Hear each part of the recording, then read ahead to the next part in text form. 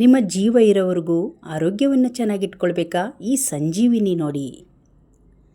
ಇಲ್ಲಿ ನಾನು ಇಷ್ಟು ಪದಾರ್ಥ ತೊಗೊಂಡಿದ್ದೀನಿ. ಮೊದಲಿಗೆ ಶುಂಠಿ, ನಿಂಬೆಹಣ್ಣು 1, ಆರೆಂಜು ಹಾಗೆ ನೆಲ್ಲಿಕಾಯಿ 4 ತೊಗೊಂಡಿದ್ದೀನಿ. ಈಗ ಒಂದೊಂದಾಗಿ ಕಟ್ ಮಾಡ್ಕೊಳ್ಳೋಣ. ನೆಲ್ಲಿಕಾಯಿ ರೋಗ ನಿರೋಧಕ ಶಕ್ತಿಯನ್ನು ಹೆಚ್ಚಿಸುತ್ತದೆ. ಹಾಗೆ ನಿಮ್ಮ ಜೀರ್ಣಶಕ್ತಿಗೂ ಕೂಡ ತುಂಬಾ ಒಳ್ಳೆಯದು. ಕೂದಲು ಮತ್ತು ಕಣ್ಣಿನ ಸಮಸ್ಯೆಗೆ ರಾಮಬಾಣ. ಹಾಗೆ ಮಧುಮೇಹ ಹಾಗೂ ರಕ್ತಹೀನತೆ ನಿಯಂತ್ರಣದಲ್ಲಿರುತ್ತೆ. ಹಾಗೂ ವಿಟಮಿನ್ ಸಿ ಖನಿಜಾಂಶಗಳಿಂದ ಸಮೃದ್ಧವಾಗಿರುತ್ತೆ. ಇಷ್ಟೆಲ್ಲ ಉಪಯೋಗ ನೆಲ್ಲಿಕಾಯಿಯಲ್ಲಿದೆ. ಈಗ ನಾನು ನಿಂಬೆಹಣ್ಣನ್ನು ತೊಗೊಂಡಿದ್ದೀನಿ. ನಿಂಬೆಹಣ್ಣು 1 ನಿಂಬೆಹಣ್ಣನ್ನು ಈ ರೀತಿ ಬೀಜ ತೆಗೆದು ಸಣ್ಣದಾಗಿ ಕಟ್ ಮಾಡ್ಕೊಂಡಿದ್ದೀನಿ. ನಿಂಬೆಹಣ್ಣು ಕೂಡ ನಮ್ಮ ಆರೋಗ್ಯಕ್ಕೆ ಜೀರ್ಣಶಕ್ತಿಯನ್ನು ಹೆಚ್ಚಿಸುತ್ತೆ. ಹಾಗೆ ಶುಂಠಿ ತೊಗೊಂಡಿದ್ದೀನಿ. ಶುಂಠಿ ಕೂಡ ನಮ್ಮ ಬಾಡಿಗೆ ತುಂಬಾ ಒಳ್ಳೆಯದು, ಜೀರ್ಣಶಕ್ತಿಯನ್ನು ಕಾಪಾಡುತ್ತೆ. ಇಲ್ಲಿ ನಾನು 1 ಆರೆಂಜ್ ತೊಗೊಂಡಿದ್ದೀನಿ. ಆರೆಂಜ್ ಫುಲ್ ಹಣ್ಣನ್ನು ಹಾಕಬೇಕು. ಇದರ ಬೀಜವನ್ನು ತೆಗೆದು ಈ ರೀತಿ ಕಟ್ ಮಾಡಿಕೊಂಡು ನೀವು ಇದನ್ನು ಸಿಪ್ಪೆ ಎಲ್ಲ ತಕ್ಕೊಂಬಿಡಬೇಕು. ಸಿಪ್ಪೆ ಹಾಕಿದರೆ ಅದು ಒಂಥರ ಕಸರೆ ಆಗಿಬಿಡುತ್ತೆ. ಸಿಪ್ಪೆಯನ್ನು ನೀವು ಬಳಸಬಾರ್ದು. ಸಿಪ್ಪೆ ತೆಗೆದು ಈ ಒಂದು ತಿರುಳನ್ನು ಮಾತ್ರ ಬೀಜ ತೆಗೆದು ಹಾಕಬೇಕು.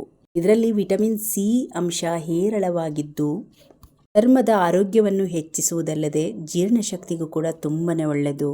ಅದಲ್ಲದೆ ದೇಹದ ರೋಗ ನಿರೋಧಕ ಶಕ್ತಿಯನ್ನು ಬಲಪಡಿಸಿ ಸೋಂಕುಗಳ ವಿರುದ್ಧ ಹೋರಾಡುತ್ತೆ. ಇದೆಲ್ಲ ಮನುಷ್ಯನ ದೇಹಕ್ಕೆ ಅಮೃತದ ಹಾಗೆ ಕೆಲಸ ಮಾಡುತ್ತೆ. ಇದೆಲ್ಲದನ್ನು ನಾನು ಮಿಕ್ಸಿ ಜಾರಿಗೆ ಹಾಕ್ಕೊಳ್ತಾ ಇದ್ದೀನಿ.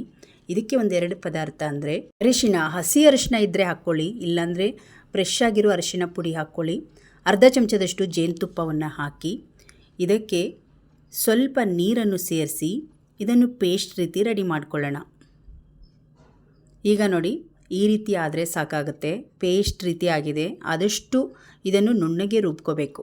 ಇಲ್ಲಿ ಐಸ್ ಕ್ಯೂಬ್ ಮಾಡುವಂಥ ಕ್ರೇಟನ್ನು ತೊಗೊಂಡಿದ್ದೀನಿ. ಇದಕ್ಕೆ ನಾವು ಈ ಒಂದು ಪೇಸ್ಟನ್ನು ಹಾಕ್ಕೊಂಬಿಡೋದು.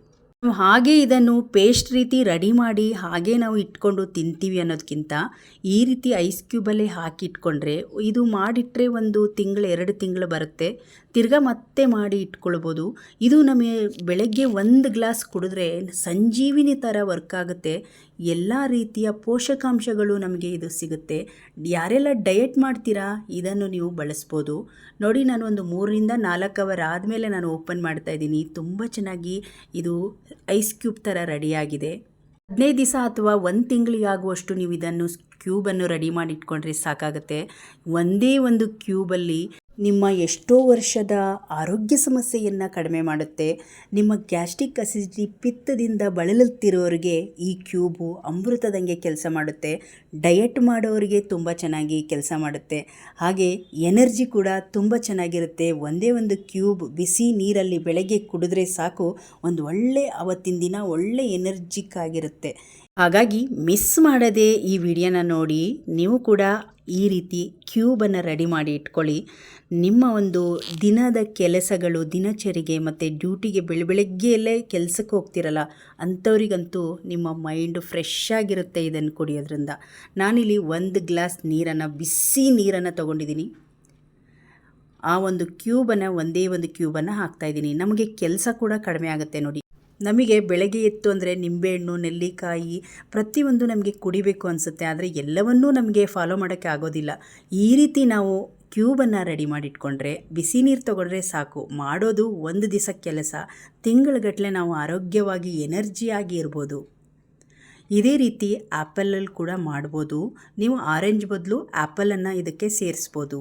ಪ್ರತಿಯೊಂದು ಹಣ್ಣು ನಿಮಗೆ ರುಚಿ ಯಾವ ಹಣ್ಣಲ್ಲಿದೆಯೋ ಆ ರುಚಿ ಹಣ್ಣನ್ನು ನೀವು ಮಾಡ್ಬೋದು. ಎಷ್ಟು ಒಳ್ಳೆ ಎನರ್ಜಿಕ್ ಆಗಿರುವ ದಿವ್ಯ ಔಷಧ ಅಂತಲೇ ಹೇಳ್ಬೋದು. ಇವತ್ತಿನ ವಿಡಿಯೋ ಎಲ್ಲರಿಗೂ ಯೂಸ್ಫುಲ್ ಆಗಿದೆ. ಪ್ರತಿಯೊಬ್ಬರು ಇದನ್ನು ಟ್ರೈ ಮಾಡಿ ನಿಮ್ಮ ದಿನ ಬಳಕೆಯಲ್ಲಿ ಬಳಸ್ಕೊಂಡು ನೀವು ಕೂಡ ಆರೋಗ್ಯವನ್ನು ಕಾಪಾಡಿಕೊಳ್ಳಿ. ಇದನ್ನು ನಾವು ಎತ್ತಿಡಬೇಕಂದ್ರೆ ನೀವು ಒಂದು ಜಿಪ್ಲಾಕ್ ಕವರ್ ಏನಾದರೂ ಇತ್ತು ಅಂದರೆ ಅದರಲ್ಲಿ ಹಾಕ್ಬೋದು. ಫ್ರಿಜ್ ಕಂಟೈನರ್ ಬಾಕ್ಸಲ್ಲಿ ಕೂಡ ಹಾಕಿಡ್ಬೋದು. ಐಸ್ ಕ್ಯೂಬ್ ಮಾಡುವಂತಹ ಕ್ರೇಟಲ್ಲೇ ಇಡ್ತೀರಾ ಅನ್ನೋದಾದರೆ ಅದರಲ್ಲಿ ಕೂಡ ಇಟ್ಕೊಳ್ಬೋದು. ಇದು ಮತ್ತೆ 1 ದಿನ ಆದಮೇಲೆ ನಾನು ನಿಮಗೆ ತೋರಿಸ್ತಾ ಇದ್ದೀನಿ.